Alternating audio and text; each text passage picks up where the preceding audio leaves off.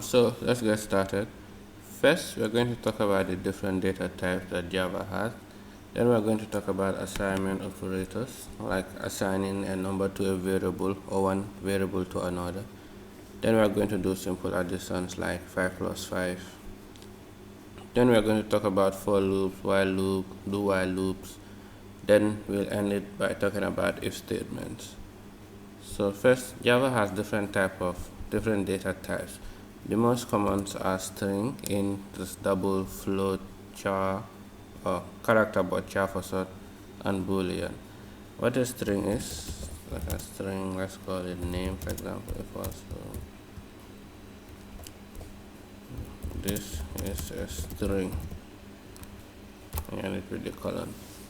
So what a string is a collection of characters. Basically, that's it. But when you come to char, character, sorry, there's a char, let's call it initials.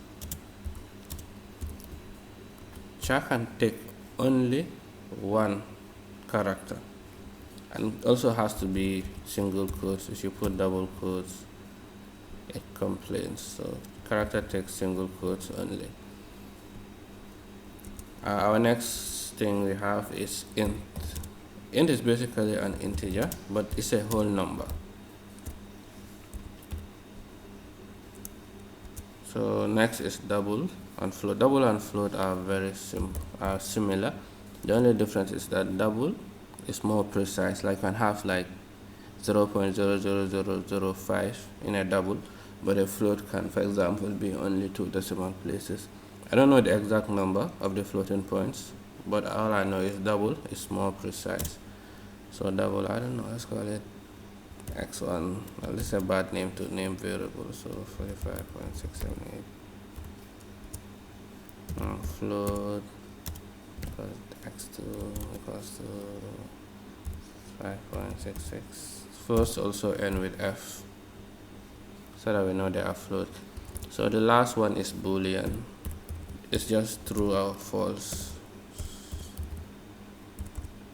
Boolean to, let's say, 18 equals to true. So these are the most common types. There are others like sort, but these are the types you'll be using all of the time.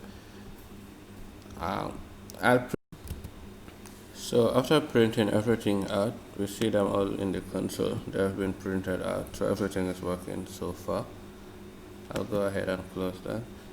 So next thing is assignment operators. So how do we assign one variable to another, or a number to a variable, like a number to an int or a name to a string? It's the same just as we did here using the equals to. So to assign, let's say, I don't know, let's say string surname. It's redundant, but let's just say string surname equals to, I just do pop up. There's a surname. Basically, that's how you assign. But now let's say you want to assign surname to another thing, to another string. Let's say string nickname. Let's say this guy's nickname and surname are the same. You say surname. So you're assigning on line 27. You're assigning a string to a variable named surname. On line 28, you're assigning a surname to a string called nickname. The direction goes like this.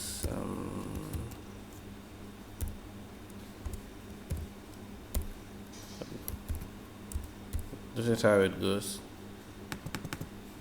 The thing on the right hand of the equals to gets stored in the name, then the variable that's on the left side. It's hard to explain, but I believe you get it. So now let's go and do a simple addition. Let's say let's call the first number, we just call it first number. Let's say in second number equals to 5. So let's say in sum equals to first number plus second number. Now let's go ahead and print the sum. Print line and sum. So let's go ahead and run that and see. Okay, it's down here. 4 plus 5, that will give you 9. So that is working. Next, we are going to talk about for loops. So basically, that's how you do arithmetic operations. It's the same as for divide. Just put the divide. To subtract, it's the same thing. So next, what we are going to do is we're going to look at for loops and while loops. Or let's just look at for loops, because they're basically the same. Just the syntax is a little bit different. So for a for loop, let's say I want to print 1, 2, 3, 4, 5, 6, 7, 8, 9. Let's say I want to print this. Like every time I want to print it, will I be 1, 2, 3, 4 to 9? No. So there's something called a for loop. A for loop goes like this. A for loop can print all this simply. This is the syntax. And I equals to 0. We are starting from 0. I is less than, I'm printing 0 to 9, so I is less than 10. I should increment by 1 after each step. Let's print line, so let's print I. Let's print this in a new line.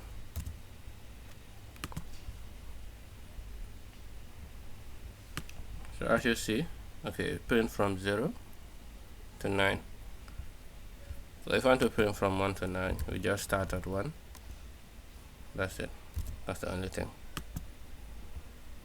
And I start from 1 to 9. Let me add another print statement so you can differentiate them.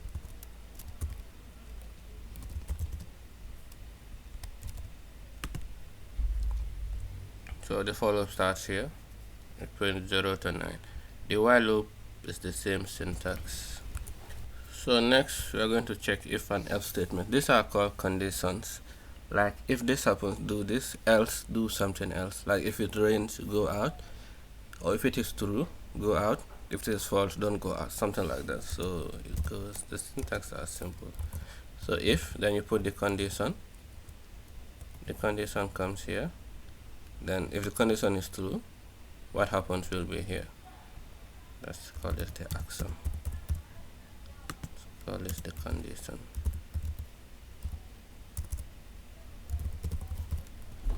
If normally goes with else, but the if can go alone. You can write it like this or like this, is all the same, but I prefer writing it like this. There's also something called else if, but right now let's just concentrate on the if and else. So let's define a variable. Let's use a boolean rain. Let's rain is false. So if rain, if it rains,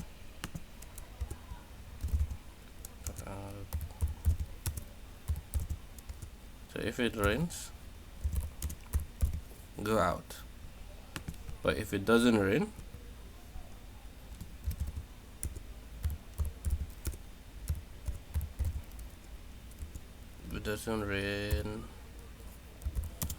do not go out. Yeah. So let's see what this will print. Let's call it if else.